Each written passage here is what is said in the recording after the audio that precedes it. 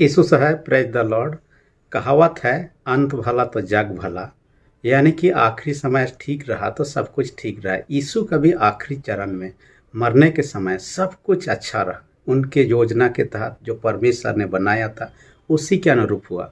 और यीशु मसीह स्वेच्छा से, खुशी से अपना प्राण दिए। ऐसा नहीं कि उस पर दबाव किया गया, जबरदस्ती किया गया, उसको मार डाला गया, ऐसी बात नहीं है।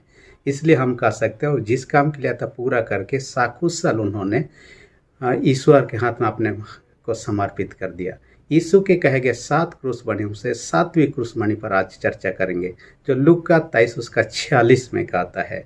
और यहाँ पर क्या कहता है, हे पिता, मैं अपनी आत्मा तेरे हाथ में सौंपता हूँ। यीशु मसीह अपने आत्मा को ईश्वर के हाथ में सौंपता। ये 7वां क्रूसबंदी इसलिए भी महत्वपूर्ण है क्योंकि ये 7 अंक होता है। यानी कि यीशु के द्वारा कहे गए 7 क्रूसबंदी 7 अंक को दर्शाता है, और 7 अंक बाइबल में पूर्णता को दर्शाता है। और हम यदि उत्पत्ति से लेकर प्रकाशित वाक्य तक बाइबल में देखेंगे, 7 अंक 700 बार से ज़्यादा बार आया हुआ है। और कई जगह हम चर्चा पाते हैं, शुरू सृष्टि के समय देखने पाते हैं, परमेश्वर ने 6 दिन में सृष्टि का काम को पूरा, 7वां दिन विश्राम किया। यानी कि 7 दिन का एक ये था जिसमें सृष्टि का काम को पूरा करके कंप्लीट करके आराम करने की बात है। और यहाँ 7 क्रूसबंदी के माध्यम से ये दर्शाना चाह रहा है कि जैसे आदम के समय 6 दिन बना, 7वां दिन विश्राम किया। 6 क्रूसबंदियों को बोलने के बाद 7वां क्रूसबंदी के सनातन विश्राम, अनंत विश्राम के लिए इस दुनिया छोड़कर जाने वाले हैं। और इसी बात को यहाँ खास देखा जाता है। परंतु एक बात है कि आज का जो कथन है, यीशु मसीह ने कहा, मैं अपनी आत्मा तेरे हाथ में सौंपता हूँ, ये यीशु मसीह का प्रार्थना है। हम पहला क्रूसबंदी में देखा था यीशु मसीह ने प्रार्थना किया। ये आखिरी क्रूसबंदी में हम देखने पाते हैं प्रार्थना ही है। परंतु उस प्रार्थना पहला क्रूसबंदी में थोड़ा अलग अर्थ निकालता है, अलग उद्देश्य के लिए था, ये अलग उद्देश्य के लिए। कई लोगों का ऐसा मानना है कि यीशु मसीह को लोगों ने जबरदस्त बेगुनाह होते हुए मार डाला। ऐसा है ही नहीं। इस क्रूसबंदी के आधार पर हम जानने का कोशिश, यीशु मसीह को मार नहीं डाला गया।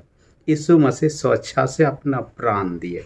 और यीशु मसीह स्वयं पहले ही कह चुका था, यूहन्ना 10 अध्याय 17-18 पद में कहता है, मुझे स्वयं अपने प्राण देने का अधिकार है और वापस लेने का अधिकार। यीशु मसीह पहले ही कह दिया था, लेकिन लोग उन वचनों को भुला जाते हैं। इस कारण से ऐसा सोचते हैं। हम कई बार लोगों को गलत उच्चारण करते हुए पाते हैं जब विश्वास दर्पण को बोलते हैं। विश्वास वाक्य जो प्रेरितों का विश्वास दर्पण है, उसे जब हम बोलते हैं, देखिए यीशु मसीह के बारे में जब दूसरा खंड को कहा जाता है, मारा गया, गाड़ा गया, ऐसा कहते हैं। असल में मारा नहीं गया, मर गया, गड़ा गया। उसे मारा नहीं किया, स्वेच्छा से अपना प्राण दिया, जो 7वें क्रूसबंदी में उन्होंने कहा। हम इस उदाहरण से समझ सकते हैं, आपने बैंक में खाता खोला होगा, अकाउंट खोला होगा। जब भी पैसा आपका जमा करने का रहता है, आप जाकर उस अकाउंट में जमा कर देते हैं। जब आपको ज़रूरत होता है, हम क्या करते हैं, बैंक से उस पैसों को निकालते हैं। यानी कि वो सरकार का नहीं हो जाता। जमा करने का मतलब है हम वहाँ सुरक्षित रख दिए, वापस फिर से ले आते हैं अपने इस्तेमाल के। यीशु मसीह ने ऐसा ही किया, अपना प्राण को परमेश्वर के हाथ में, अपने आत्मा को परमेश्वर के हाथ में समर्पित कर दिया। 30 दिन के बाद में वापस फिर ले लिया, जो यूहन्ना 10, 17, 18 में कहा है। दूसरी विशेष बात आज का वचन में जब देखने पाते हैं, आत्मा को ईश्वर के हाथ में समर्पित कर दिया यीशु मसीह ने। ये हमें शिक्षा देना चाह रहा है कि ईश्वर के हाथ में सारे चीज़ सुरक्षित है। उनके आत्मा हो, उनके जीवन हो, जो कुछ भी हो, सुरक्षित ईश्वर के पास में है। मनुष्य पर हो सकता है हम भरोसा नहीं कर सकते हैं, क्योंकि मनुष्य धोखा भी दे सकते हैं। परंतु एक बात है, हे पिता, मैं अपनी आत्मा तेरे हाथ में जो सौंपता हूँ कहा, ये यहूदी परिवार का प्रार्थना था। ये बहुत पुरानी प्रार्थना, ये नई नहीं था। हम भजन संहिता 31 अध्याय 5 पद में पाते हैं, यहूदी माता लोग अपने बच्चों को सोने से पहले ये प्रार्थना को अपने बच्चों को दोहराने के लिए कहते थे। इसके माध्यम से अपने आप को ईश्वर के हाथ में समर्पित हो जाओ, रात भर सुरक्षित रूप से सोकर सुबह जग जाओ। ये उनका काम था। इसराइल लोगों का जीवन से और एक घटना को हम देखने पाते हैं। वे लोग जब यात्रा में जाते थे, भजन संहिता में यात्रा का गीत है, आप पाइएगा, भजन संहिता 120 से लेकर 134 तक ये भजन को यात्रा का गीत कहा जाता। और यात्रा के दरमियान और दूसरे अवसर भी था, परंतु यात्रा के दरमियान इसे पढ़ा जाता था प्रार्थना के रूप में। और इसको पढ़ने के द्वारा ये निश्चिंत हो जाते थे मैं जहाँ जा रहा हूँ ईश्वर मुझे वहाँ सुरक्षित पहुँचा देगा। उस समय जंगली जानवरों का खतरा था, उस समय जंगली डाकुओं का खतरा था और कई प्रकार की दिक्कत थी। आजकल का जैसे जाने आने का उस समय साधन नहीं था, फिर भी इन प्रार्थनाओं को करने के द्वारा निश्चित हो जाते थे हम जहाँ जा रहे सुरक्षित जाएंगे, वापस सुरक्षित आ जाएंगे, ईश्वर ही हमारी रक्षा करे, अगुवाई करेगा। ये उनका विश्वास था। इसलिए ईश्वर के हाथ में समर्पित होना, अपने जीवन को देना, अपने आत्मा को देना, ये सेफ है। मनुष्य के ऊपर, मैं मनुष्य के ऊपर की जब चर्चा कर रहा था, मैं एक क्रूर महिला के बारे में पाया। वो इंग्लैंड देश की महिला जिसका नाम था अमेलियो डायर नाम की। ये 20वीं सदी में इंग्लैंड में पाई जाती थी और उन्होंने 400 लोगों का खून करने का इल्ज़ाम उन पे ऊपर में था। और उन्होंने क्या किया था, एक बेबी फार्म बनाया था, बेबी फार्मिंग। और उसमें क्या करता था, जो लोग बेटा बेटी पैदा करने का बाद पालना नहीं चाहते हैं वे लोग उनको दे देते थे और उन बच्चों का ख्याल उनको रखना था। इसके बदले उनसे पैसा ले लेता, एक ही बार में मोटा अंक ले लेता या हर महीना उनको ट्रांसफ़र किया जाता, जो भी हो। परंतु एक बात है कि उनका देख रेख का जिम्मा को सौंपा गया। जो माता पिता अपने बच्चों को सौंप देते थे और उनको देखने भी नहीं आते थे, उनको क्या करता था, गला दबा के मार देती थी। और कई बार क्या करता, उनका नाक और मुंह में टेप को बांध देते ताकि सांस न ले सके और वैसे ही तड़पते मर जाए। और ऐसे करते सारे बच्चों को उनको पॉलीथीन में भर देता और नदी में फेंक देता या ज़मीन में दफना देता। ऐसे करते करते करते करते काफ़ी दिन हो गया। अंत में मछुआरे लोग जब पानी में से छोटे बच्चों का लाश को पाया, वहाँ इन्वेस्टिगेशन हुआ, जांच पड़ताल में ये महिला बाद में पकड़ी गई और उन्होंने स्वीकार किया कि लगभग 400 बच्चों को मैंने मार डाला। देखिए क्रूर महिला। उस माता पिता लोग सोचिए, ये सोचते थे इस महिला के हाथ में सौंपने के द्वारा उनका बालक बालिका का जीवन सुरक्षित है, सेफ है। परंतु ये नहीं जानते थे उनके हाथ में सौंपने का मतलब मौत को दावत देना है। और लोग ऐसे यदि सुनेंगे दूसरों पर भी भरोसा करना मुश्किल हो जाता है। परंतु इस क्रूर महिला ने जो किया वो अच्छा नहीं किया। जो भी है, लेकिन हमारे स्वर्गीय पिता वो ऐसा नहीं है। अपने अपने घर में अपने माता पिता को देखिए, छोटा बालक बालिका होंगे, ये छोटा बालक बालिका अपने माता पिता पर बहुत भरोसा करते हैं। माता पिता अनपढ़ हो कोई बात नहीं, धनवान ना हो कोई बात नहीं, वे लोग बहुत ताकतवर ना हो कोई बात नहीं, परंतु माता पिता उनके साथ में हैं या उनके गोदी में हैं, वे लोग सेफ महसूस करते हैं, सुरक्षित महसूस करते हैं। तो सोचिए हमारे स्वर्गीय पिता कितने सुरक्षित है, जबकि अपने इस दुनिया के माता पिता अपने बच्चों को सुरक्षा देने के लिए हद से आगे बढ़ जाते हैं, अपना प्राण तक को न्यौछावर कर देते हैं। ऐसे घड़ी में परमेश्वर पिता कितना महान होगा।